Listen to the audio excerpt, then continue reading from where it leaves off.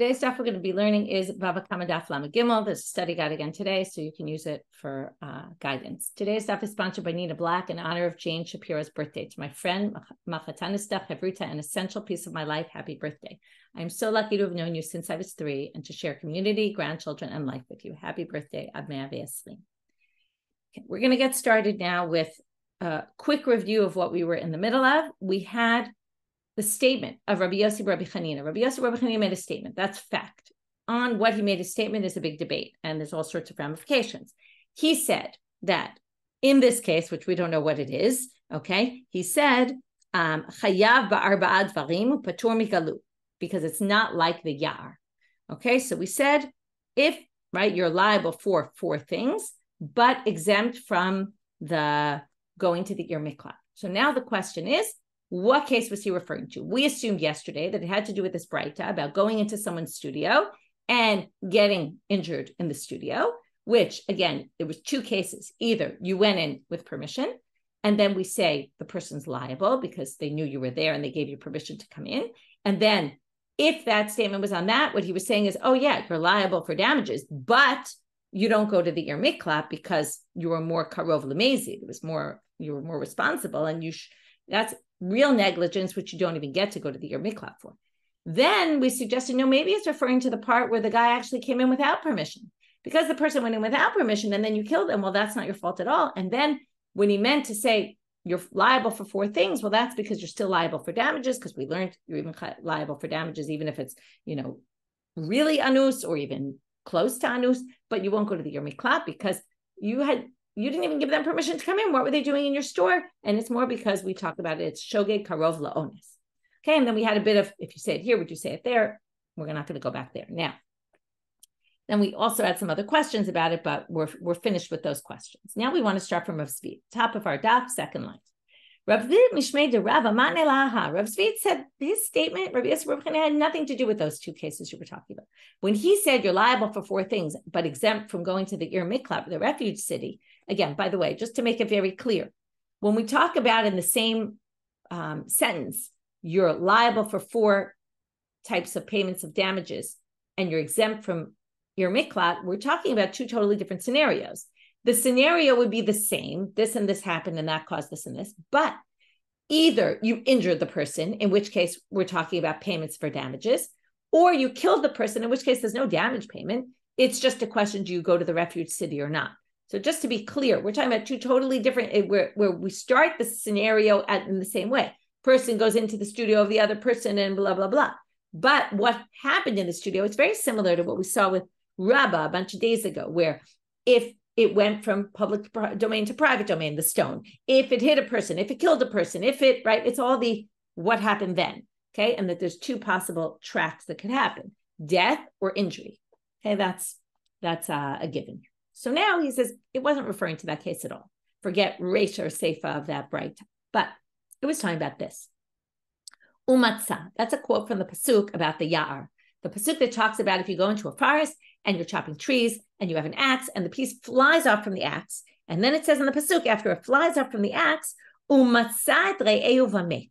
And then it finds somebody and kills it. Okay, right? It's not like it had a GPS on it, and it was going to attack, right? It just happened to find the person. So what does it mean it found the person? Well, it found a person means that there was someone there. And then the piece kind of went and found, hit someone who was there. Prat, this comes to exclude a case. Limamsiat atzmo. Well, it found someone. To find someone, usually you find someone who was there already. That's different than someone who, as the piece went flying, all of a sudden appeared in the forest. They weren't even there before. Okay, now what? So let's see a case. We're going to see one right now. Mikana Rabbi Elazar. The Braita says from here. Rabbi Elazar said, if I throw a stone, or somehow it came out from me, right? Somehow. And then all of a sudden, somebody puts their head out a window. They were in their house. They weren't in the public domain. They stick their head out the window exactly at that moment. Vikibla, and boom, the stone hits them in the face. Patul, I'm exempt from Ir Miklat, right? I don't have to go to an Ir Miklat in that case, because that's someone who's mamsiat atzmo. They just suddenly appeared. They weren't even there to begin with. The case in the forest is we were both there in the forest. Okay, I just didn't think that my axe, some piece was going to go flying out backwards and detach from my axe and go kill you. But you were already there. If you weren't there, then already it's, again, more karov la'ones. You weren't even there. So I didn't even have to be so careful, right, which is a bit of a question. So now Amar Rabbi Yosi Rabbi Chanina, on that Braita, he said, Patur migalut v'chayav b'arba dvarim. You're exempt from going to the Yer Miklat, but guess what? If I caused injury in that way, I threw a stone in the public domain and there was nobody there at all, okay? But you stick your head out the window right then and get injured, I have to pay damages. 4 things, right? Everything except for boshet, because I didn't intend boshet. Now, why do I have to pay damages? Wouldn't you say that's ones gamor? So either you could say ones gamor you have to pay for anyway. We've been debating that point. Or you could say, what was I doing? Throwing a stone in the public domain. Yeah, it's true. I didn't see anybody, but who knows what's going to happen by the time the stone hits the ground. Anything can happen. I'm in the public domain. What am I doing? Throwing stones, right? We always tell our kids, don't throw stones, right? It's very dangerous. So could be that's why I'm liable, but I'm not going to be liable for killing somebody, because that already I would anticipated that someone would appear from nowhere and then get killed from. So now, if you say you're liable, now, before last time we kept saying if you say it there, you would say it there. We were talking about the Yer Miklat issue, going to the refuge city. But here they're talking about the damages. If you say you're liable damages here, which is much less responsible than all the other cases that we saw about going into someone's shop and they're cutting wood and they're, not paying attention to the fact that there's someone there, that is much more likely you're going to be liable damages. So if you say it here, of course, obviously, in the previous cases, Rabbi Yosi, Rabbi Chanina would obviously make you liable the 4 types of damage payments. But if you said it there, you might say here, you're totally exempt from the 4 payments of damages, because maybe you would say this is ones gamur. So if Rabbi Yosi, Rabbi Chanina didn't say his statement here, then we wouldn't necessarily apply it to here. Okay, that's the end of that section, although we're not totally finished, because now we're going to bring another case that's somewhat similar to the case of going into somebody's workshop. Tanu Rabbanan, po'alim shaba'u litboa scharan mibal habayit. Hey, you're owed money by your employer, and they haven't paid you. So you show up at their house and you say, pay up, I want my payment. While you're there, happens to be nigachan shoro shabal habayit. Okay, this might seem unrealistic. The next case might seem more realistic. But in this scenario, what happens? His shor comes up to you, gores you, and damages you. Or you get bitten by their dog, and vamet, okay? And you even die from this. Patur. The owner is patur, the employer is patur, because why? She went into his house. What were you doing going into the person's house? Other people say, what do you mean? You have a right to go to your employer's house and say, no, pay me my money. So since you have a right to go there, therefore, the employer is responsible for the damages that the employer caused to you. So we have a big machloket here. But now the question is, what exactly is the scenario? Are you allowed to go? You're not allowed to go? Doesn't it depend on the following? What's the case? If your employer walks around town a lot and is often outside their house, then my tamida acherim. Then acherim makes no sense. Why should you be allowed to go to their house to get paid?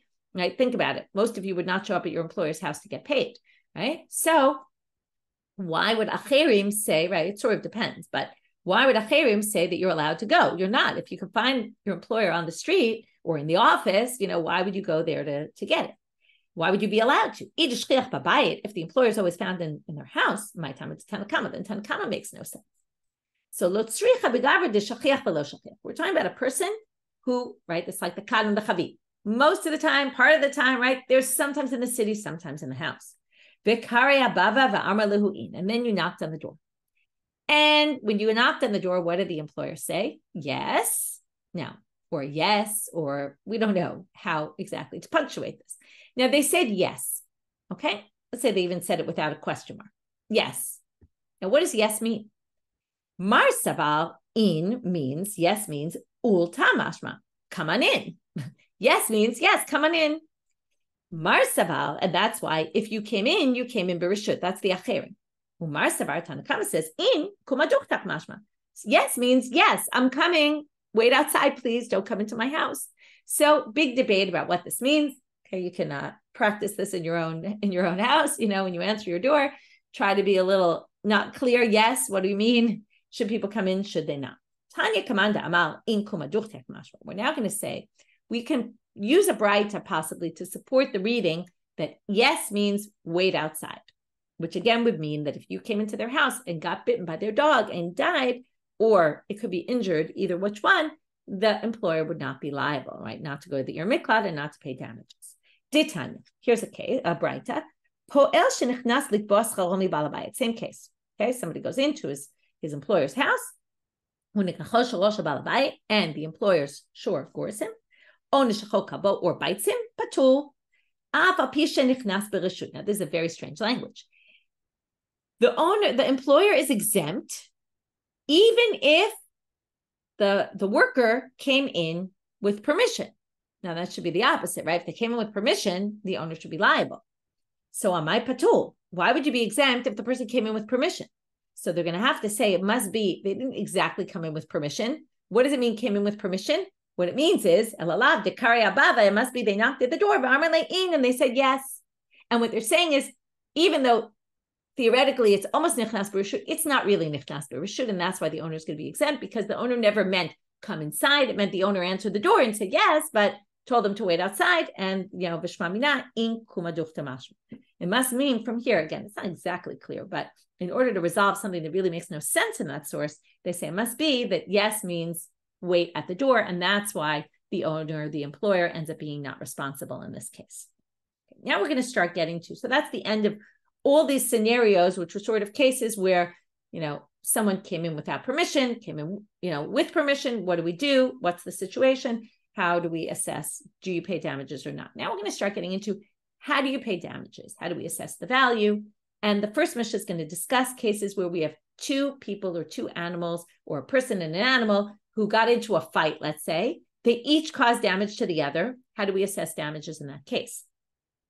Shnei shvarim tamim, and we're going to have shor tam, shor mu'ad.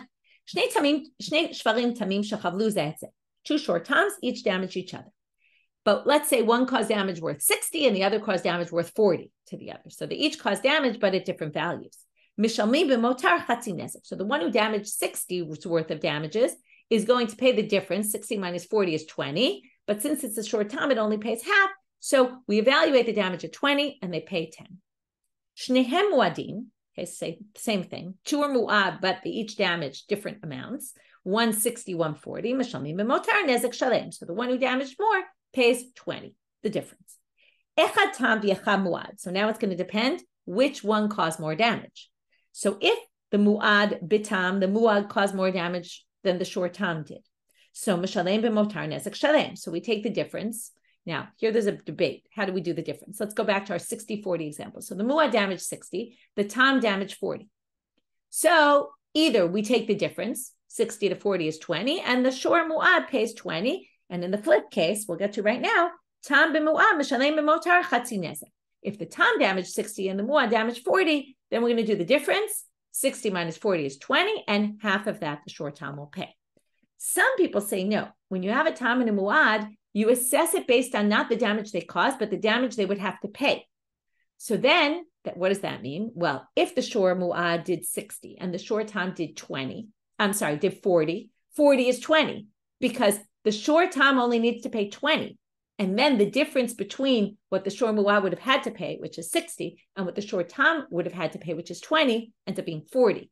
And then the shor mu'ad actually ends up paying more. So there's a debate about what the Mishnah means. Is it the difference between the damage they caused or what they actually would have paid? Which is going to make the shor mu'ad pay more money. And same with the flip case.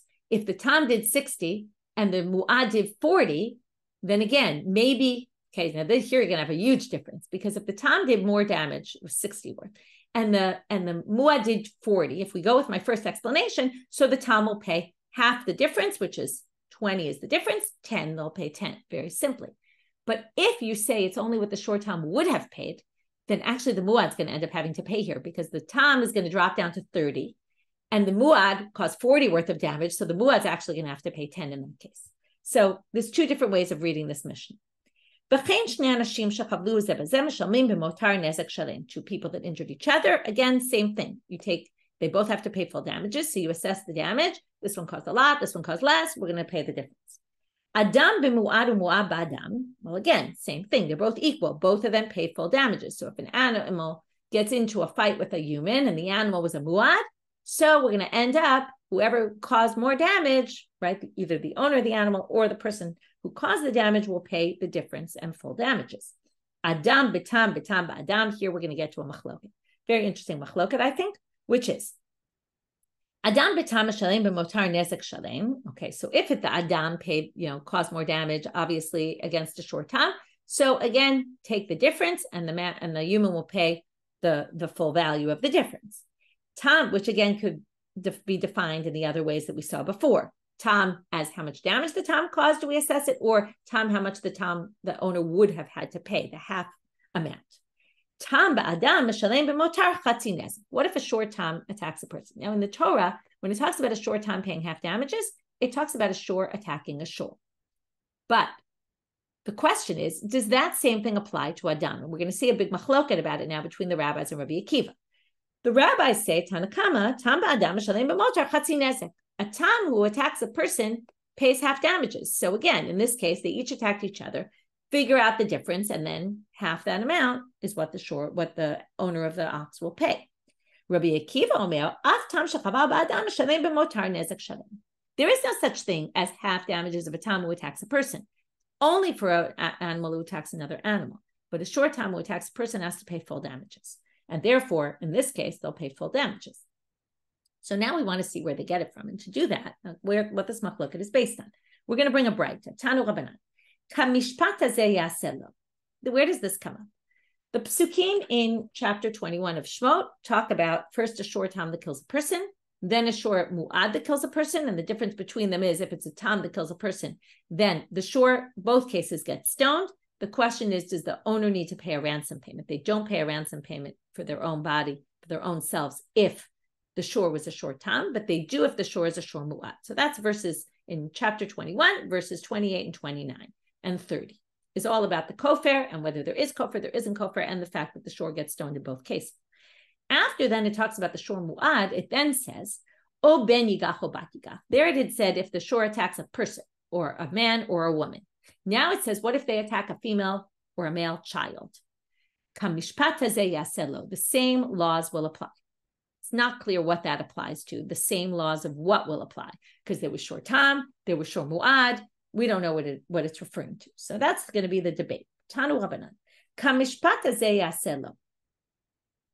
So to which they say, first of all, why do you need a pasuk? We're going to actually deal with this in a later sugya in a few dapim, which is, why do you need a sugya even to tell you that if it attacks a child, right? It should be the same as a full-grown person. There's all sorts of questions about that.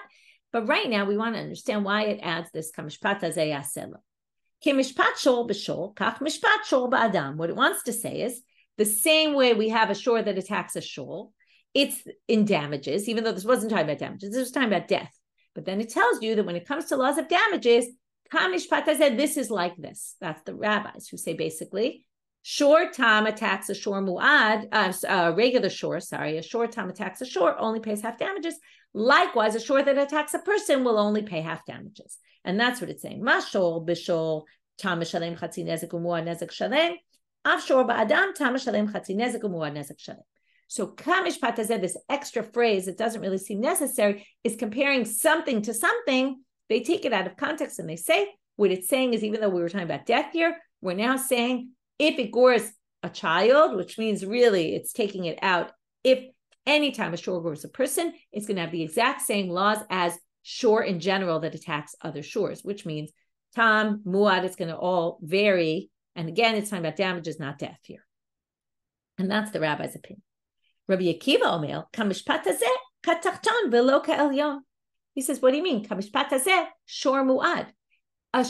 When a shor attacks a person, it's always going to be considered like the previous section, which means what came right before tachton and lo elyon. Think about a book, right? What's at the bottom is what we just discussed. What's at the top is what we read before. So the elyon is the tam. Then we move to the mu'ad. So the pasuk before is the mu'ad, the two psukim before. So what it's saying is, if a shor attacks a person, it's always going to be treated like the previous verse, like a muad, which means, right, you're not going to have anything about chatzi nezek when it comes to shor attacking an animal, attacking a human. Yachol mishalei min aliyah. Well, if that's the case, now we remember the big difference between shor tam and shor muad. If we're saying it's like a shor muad, do we say it's like a shor muad all the way? Which means there were two basic differences. One is how much damage do you pay, half or whole? Number two, and this is a halacha we're going to get into a lot today, which is a shor tam mishalem migufo, which until now we understand means you don't pay any more than the value of your animal. And usually it means you actually give the animal itself, although we're going to see a big debate about that today. But does that mean that when a shor tam attacks a person, we're going to treat it like a muad all the way, which means even if the animal is worth less than the damage it caused, you still have to pay min aliyah. I mean, you have to pay out of pocket the difference and you have to give them the complete amount. Or do we view it like a shor tam? And because it is a shor tam, maybe it still only needs to pay migufo. And let's say the animal gored a person and caused 600 shekels worth of damage, but the shor was only worth 300 shekels. Well, then you're not going to pay more than 300 shekels. So which is it? So again, we know which one because of the way the question's asked. This is a classic midrash halacha where it's asked, Yachol mishalem min aliyah. You might think if you were going to treat it like a muad, so treat it like a muad all the way. And you're going to have to pay the full value, even more than the value of the animal itself. Talmud lomar yaseh lo. It is done to him. Now to him, they say, refers to the animal, meaning migufo mishalem ve'eno mishalem min aliyah. So kamishpat hazeh means it's just like the muad. However, yaseh lo is only to the shor, meaning the shor doesn't have to pay any more than its value. The owner of the shor doesn't have to pay any more than the value of the shor that damaged. So it's a little like a tam in that sense. V'Rabbanan zeh lamali. So now let's go back. Kamishpat hazeh. Rabbi Akiva said it refers to the previous section. What do the rabbis do with the word zeh? Okay, zeh is very specific. That's why Rabbi Akiva says it's only the previous section and not all the way back. Lipatro me'arba'a dvarim. It's to say that kamishpat hazeh yaseh lo, a shor kills a person. So for the issue of muad and tam, there is no such thing. However, it is treated like laws of a shor attacking another shor in the sense that you don't, if a shor attacks a person, normally a person attacks a person, you have to pay nezek, tzal, ripoy, shevet, and boshet, right? You have to pay all those 5 payments. If a shor attacks a person, they only pay nezek. They don't have to pay the 4 things, even though if we're going to say we compare shor to shor to shor, right? That maybe, right? The point is, Zeh is telling you they also don't have to pay because they're attacking a person. You might think it's different, and maybe they have to pay the 4 things like a person who attacks a person. And Zeh comes to teach you, no, it's limited. They don't have to pay the 4 things. Rabbi Akiva, so where's he going to where does he get it from? Minale. Well, the psukim that talk about the 5, where we derive some of the 5 things that you need to pay, comes from this pasuk which says ish ki yitei ba'mito, a person who damages another person. Well, ish ba'mito v'lo shor ba'mito, that seems pretty clear. Person, not animal. So Rabbanan, that seems pretty clear. What are you going to do with that? Well, Rabbanan make an interesting distinction. If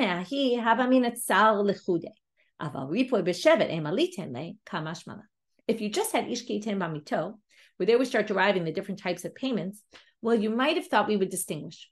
Within tsar, right, nezek, tzal, shevet, ripoy, and boshet, we can split them into 2 categories. The tzal and the boshet, right, are both payments that don't have an actual value to them. We have to evaluate how much pain did I cause you, right? How much anguish, how much embarrassment, humiliation did I cause you? That's not the same as ripoy and shevet. Ripoy and shevet are very specific. You had a loss. You had to pay doctor's bills. We have to pay your doctor's bills. You had to stop working. We have to pay the amount that you stopped working, all those days you didn't work. This is monetary compensation as opposed to knas, right? We've discussed this categorization before. Knas is not reimbursing you for something. It's paying you, for some unpleasantries we caused you, but there's no real value to that. It's not like you lost something for it. So basically, you might have thought we split. Maybe when a shor attacks, so we're not going to charge you tza'al and boshet, but maybe we will charge you ripoy and shevet because you actually caused that loss. Kamashmalan, that's what ish ki yitei ba'mito is. No. Only a person is going to have to pay even the ripoy and the shevet and the shevet, not an animal. So that is an extra, right? That's where the rabbis learned from it. So what we did here was a bit of a ping pong. Once we said each learns kamishpat hazeh for something else, right? What does the other learn from it? And back and forth. But the main machloket to remember is, does a shor tam pay only half damages when it injures a person, or does it pay full damages? Is it a unique, right? It's different than killing a shor, or than injuring a shor. Okay. Next Mishnah. Now we're going to get to, and this Mishnah starts a slew of Mishnayot where they're going to give examples of a shor who kills another shor, and this one was worth that, and that one was worth that, and let's do the math. So shor shaveh maneh, we have one that's worth 100, and we have another one, shenagach shor shaveh matanim, and attacked a shor that was worth 200.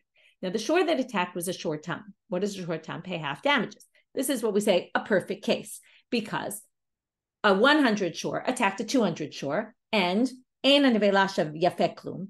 The nevela of the animal wasn't worth anything, because if the nevela, the dead animal that was now killed, was worth something, you would deduct that amount, but we don't. So full damages are 200, half damages are 100, and perfect. That's the exact amount of this shor. So what do? Very simply, notel et hashor. The owner of, right, so let's say Ruth's ox gores Naomi's ox. Ruth's ox was only worth 100, and it was a shor tam. Naomi's ox was 200. Naomi basically takes Ruth's ox and says, great, done. Okay, I got my shor worth 100. That's a kiyum of, like, that's a fulfillment of gufo. But we're now going to say, surprise, surprise, matniti mani Rabbi Akiva. This mission is only Rabbi Akiva. Rabbi Yishmael understands this whole thing of migufo totally differently, and for the rest of today's daf, this is what we're going to be discussing, this machloket, Rabbi Akiva and Rabbi Yishmael. Ditanya, Yusham hashol bebeitin divrei Rabbi Yishmael. Let's look at the pasuk first, okay? The pasuk says, Ki gof shor ish et shor re'ehu. I'm in Shemot 21, verse 35, Lamed He.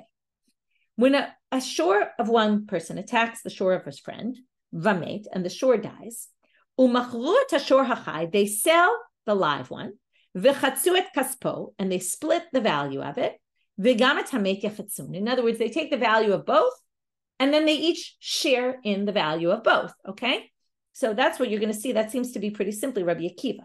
But we'll see right now Rabbi Yishmael, and then we'll see how they each understand this. Yusham shol bebeitin divrei Rabbi Yishmael. Rabbi Yishmael says it's up to the beitin to assess the value of the animals, and then basically say to Ruth, you have to pay Naomi 100. Not that the shor goes straight to Naomi. No, we won't make Ruth pay more than the value of her animal, but we assess the damage.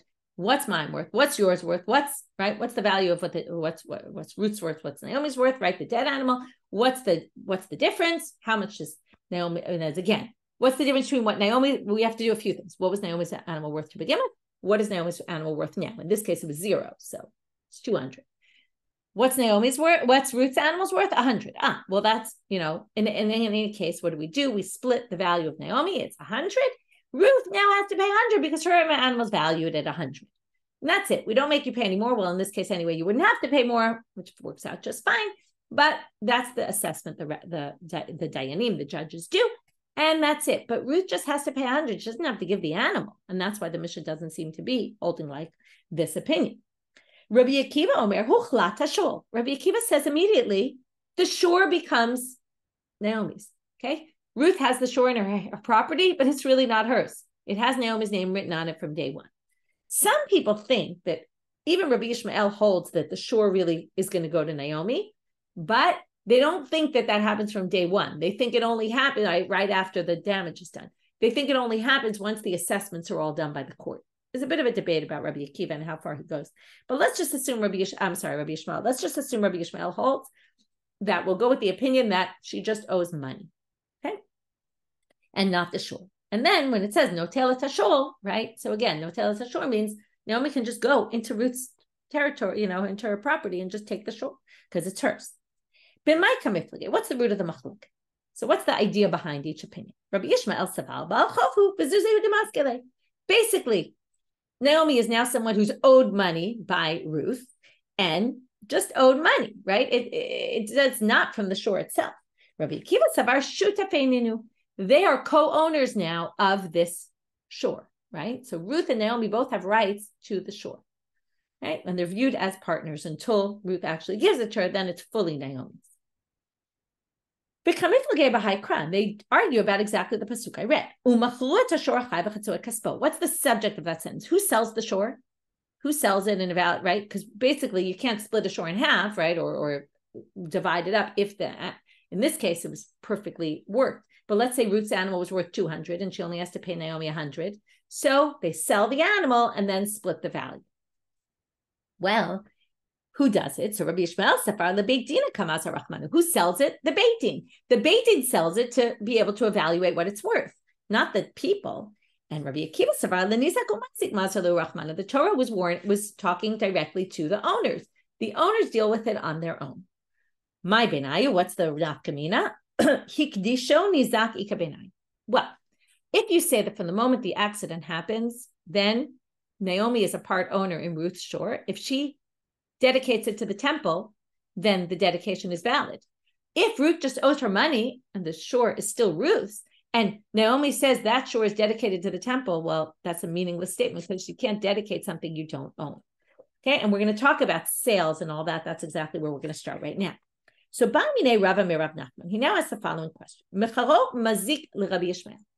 If Ruth, who the ox is owned by her right now, okay, according to Rabbi Yishmael, it's not owned by Naomi, and she sells it, can she sell this shor that damaged? Now, you would say, obviously she can, because Ruth just owes money.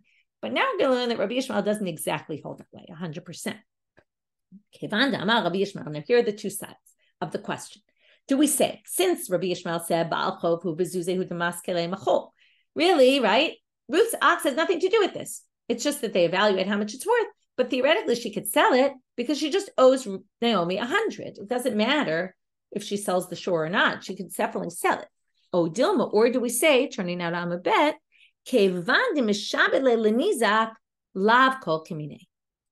well, maybe even Rabbi Yishmael thinks that, in other words, let's say Ruth doesn't pay the 100 shekel. Naomi can demand that shor as payment, especially since it's the exact value of what she's owed. So does Rabbi Yishmael think, really, that's the question, that there's a shibud, there's a lien on this animal, that Naomi has a lien on it, and therefore, perhaps Ruth is not allowed to sell it. So Amalei, the answer he gets, right, it was Rabbi asked Rav Nachman, I think, yeah. Rav Nachman answers, Eino machol. Actually, Ruth can't sell it. And that's why I said we're going to start understanding Rabbi Yishmael a little differently. Rabbi Yishmael does think that there's some sort of a lien on this animal. So now they say, how can he say this? Vahatanya, there's a brayta that says, Mecharo machol. There's a brayta that says, if Ruth sells it, she can. Now, that's obviously not according to Rabbi Akiva, because Rabbi Akiva said, right, the shor is really Naomi's. Well, how do we understand that? What it means is, choser v'govehu. Well, Ruth can sell the ox to Yael, but when Ruth doesn't pay, Naomi can go to Yael and demand the ox from her. So then they say, if you're going to say that, since Naomi could go demand from Yael, so it's not really sold to Yael because she could take it back anytime. So it's not really a very good sale. So what do you mean? Well, liridya. What it means is that what happens is, let's say the accident happens on this week, okay? Now, a few weeks elapse until we get to court and deal with everything. In the meantime, Ruth sold her shor, this ox, to Yael. Yael, in the meantime, uses the ox to plow her fields. When Naomi comes and demands the ox in payment because Ruth didn't pay, and she says, I'm taking this ox, which according to Rabbi Yishmael, even she's allowed to do once the Beit Din assesses, and Ruth doesn't pay, she can take the ox back. Well, we don't deduct and say, Naomi can't go to Yael and say, listen, that ox was really mine from the beginning, pay me rent for the fact that you use this ox for a bunch of weeks. No, that doesn't happen, okay? That's the point. She can use it if the sale is good in the sense that she can benefit from the ox all those weeks until it's taken away from her. Now, obviously, what will happen is, and this we've talked about many times with lien property, she can go back, Yael can go back to Ruth and say, I want the money back for the animal. And, I want my money back from my sale. This was a mistake. You sold me something that, right? And she can try to work it out with her. We're not dealing with that element of it. But now they say, okay, wait, something sounds fishy here. When we talk about nechasim mishuabadim in general, property that's liened to a loan, when we talk about loans, we always say it has to be land. Remember, movable property can't be liened. Okay? Shema mina. So you're going to say from here, loveh umocher metaltalim beitin govin lo mehem. If you lend money, right, and then the borrower who has property liened to the loan sells some movable property, then they can go and collect it. The creditors can go collect it from movable property. We always learn it's only land, not movables. This is movable. This is an animal. So they say, we're getting into all these terms that we've seen before. What is apotiki? This is different. Why is this different? Because as soon as Ruth's ox gores Naomi's ox, Ruth's ox is already a designated collection item. Okay, it's already designated for collection. And we learned that you can do such a thing. You can designate something for collection. Okay, although we're going to see, we said actually it doesn't work for an animal, so we're going to have to deal with that. But if you designate it for collection and then you sell it, even if it's movable, theoretically or possibly, we're going to talk about that, it works. So this is as if it was designated for collection. It's like an apotiki case, right? Why is it like? Because an apotiki case is where I say, I'm designating this to pay back the loan. In this case, it just happens automatically because as soon as the ox scores, the ox is the designated apotiki without being designated. But they said, but didn't Rava say, asavdo apotiki umacharo? But didn't Rav say, if you make your slave an apotiki, so the Baal Chov can go collect it? But shoro apotiki umacharo. But if you made your shor an apotiki, okay, normally what happens? I can make anything I want an apotiki.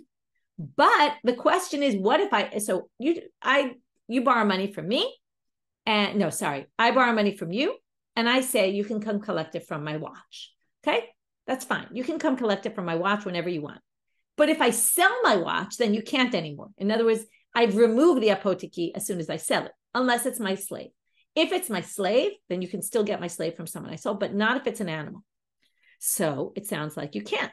So they say, no, well, think about it. Even my time, but what's the whole issue here? Why, if I sell my watch, can you not collect? Because if the person who bought my watch, we have to protect the buyers in this world.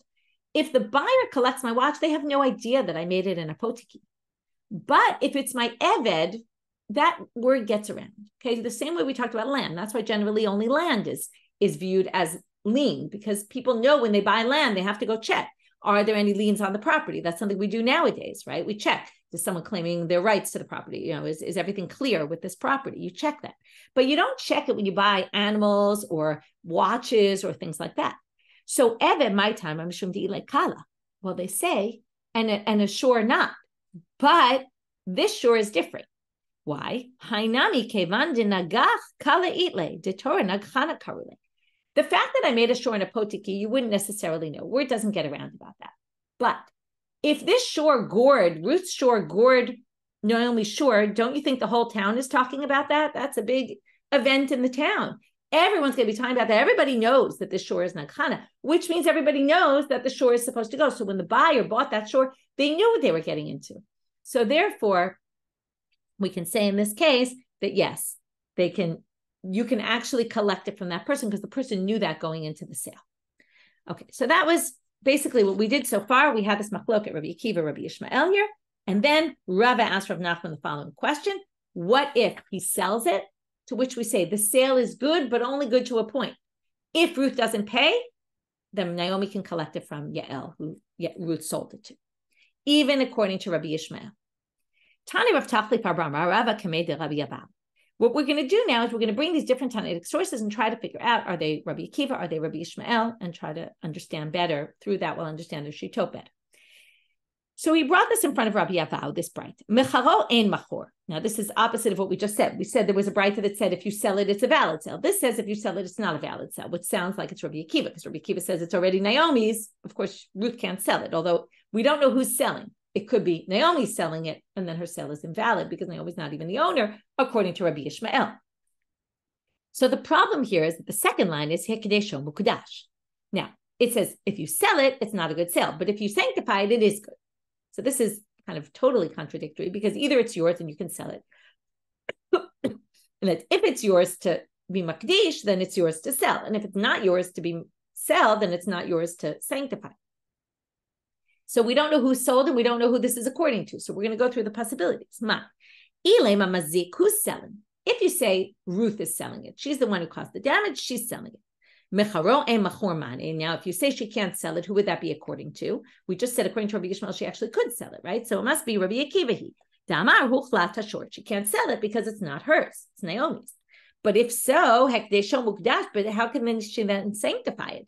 That's Atan Rabbi Yishmael, Amalu Yushama Shor Bebeitin. If you say Ruth can sanctify it, it's valid, her sanctification, well, then that would be like Rabbi Yishmael. So this doesn't work. It doesn't work according to Rabbi Akiva. In both cases, it doesn't work according to Rabbi Yishmael in both cases. The beginning works like Rabbi Akiva, the second part works like Rabbi Yishmael, who says basically Ruth just owes money, so of course her shor can be sanctified by her. Well, let's try Naomi. Let's plug in Naomi. Ela Niza. Let's say Naomi sold. Well, Mecharo ein machor mani Rabbi Yishmael.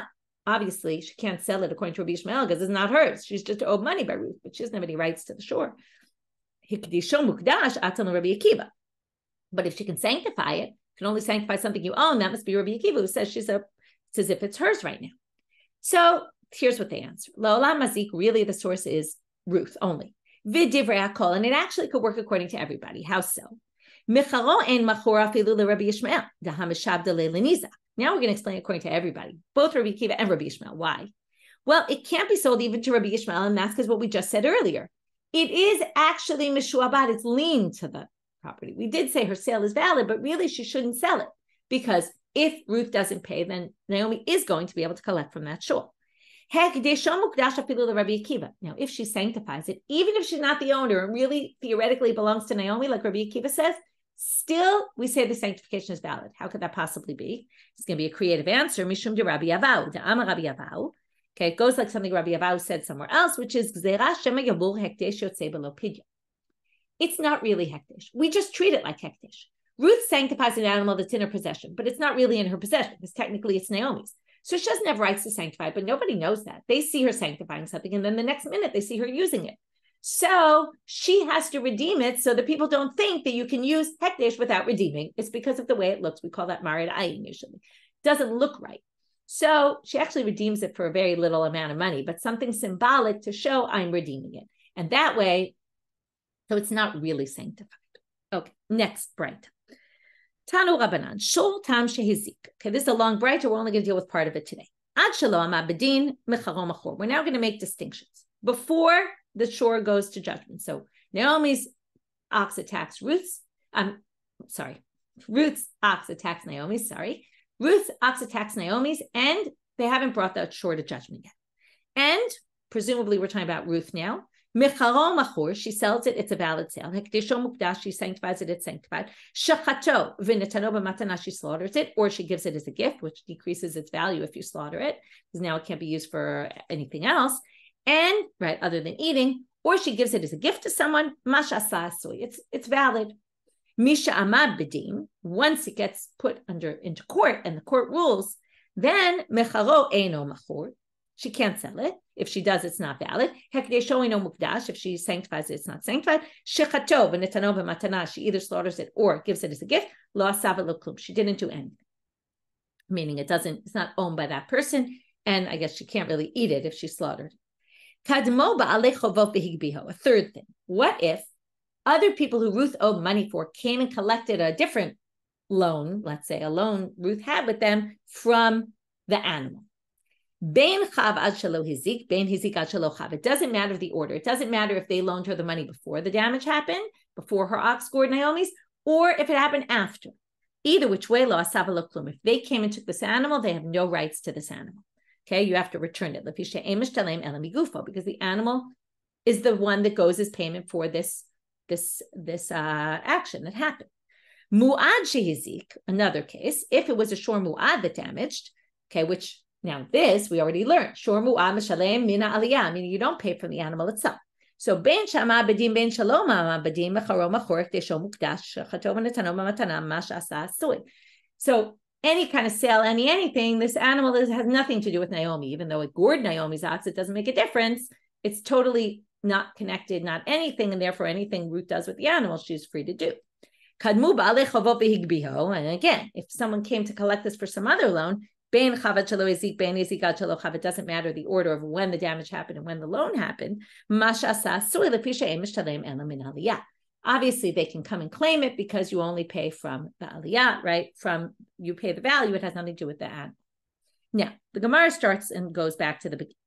Amar, if we talk about the case before it stood in judgment, mecharo machol, How could she sell it though? Still, isn't it lien to the damage was done already? So theoretically, it's already lien to Naomi. To which they say Liridia. Again, we say, well, it means that the person who bought it can plow it, but obviously later it's going to revert back to go to Naomi. How could Ruth sanctify it, even though it's before it stood in judgment? Again, still, it should really belong to Naomi. So it's because of what Rabbi Yosi said, which is we just do it for the way it looks. It's not really sanctified. We just make her redeem it before she tries to use it. So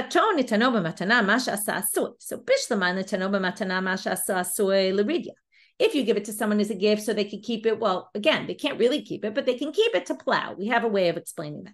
But if it was slaughtered, you should have to pay from the dead meat, right? So why do we say masha asa soy? It was the done deal, as if like it's yours to keep. And as if Ruth slaughters the animal, what?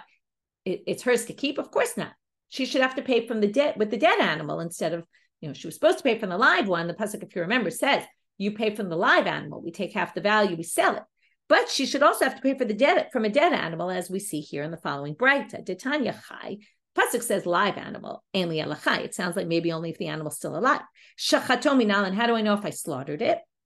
Talmud lomar umachu et hashor mikom makom.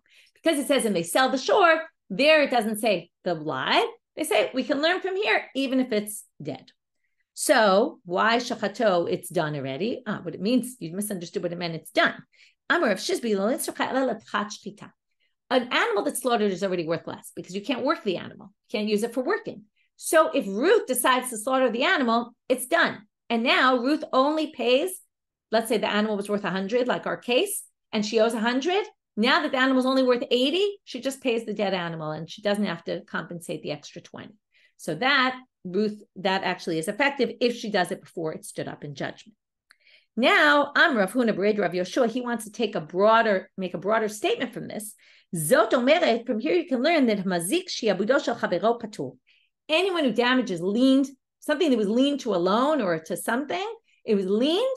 If you damage it, like let's say you take land and you dig all sorts of pits and stuff and it's not as good land anymore, well, patur, you don't have to compensate the other person for the damage done, and that you can learn from here.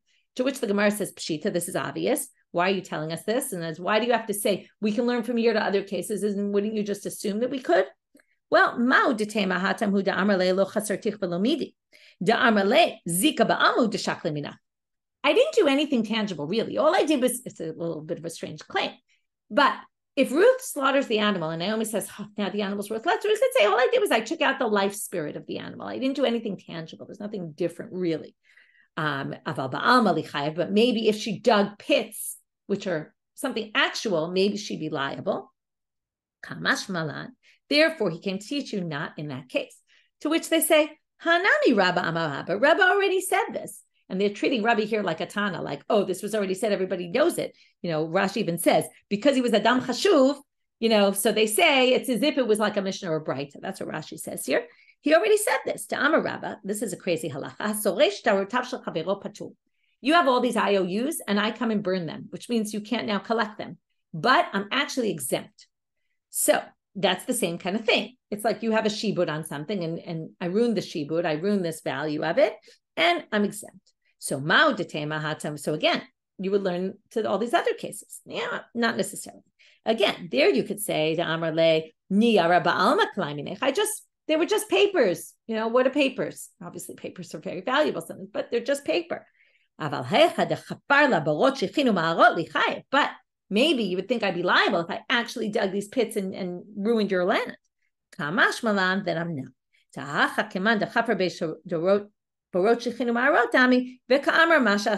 And that's what he wanted to say, because our case where you slaughter the animal is really like that kind of case of Barot Shechinu Ma'arod, and he wants to know you to know that you're not liable in that case.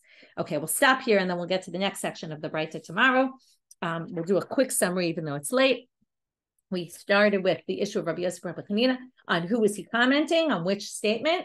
And then we talked about going into someone's house. And when they say yes, do they mean really yes, come in or not? Then we had the two shvarim, or the two people, and they injured each other. We had a big machloket. Does Tom pay half damages also for damage they do to a person or full damages? We saw where Rabbi Akiva and the rabbis got it from. Then we went to this big machloket Rabbi Yishmael and Rabbi Akiva in a case where the ox, by the way, I just want to make this clear. It's only in a case where the animal is worth exactly the amount that you're supposed to get. Then the animal, is it fully, like it's as if it's Naomi's already? Or do we say, like Rabbi Yishmael, no, Ruth just owes money. Only in the event she won't pay the money, there's still some sort of a lien, as we saw, but it's not exactly the same. And with that, we saw all the Talmudic sources that were discussing it, and one they were siding with either one of the sides of, is it really already Naomi's, or is it only Naomi's later, once, only in the event that Ruth doesn't pay her the money, but Ruth really just owes money, not exactly the animal itself. With that, we discussed the different sides to it. Wishing everybody a great day.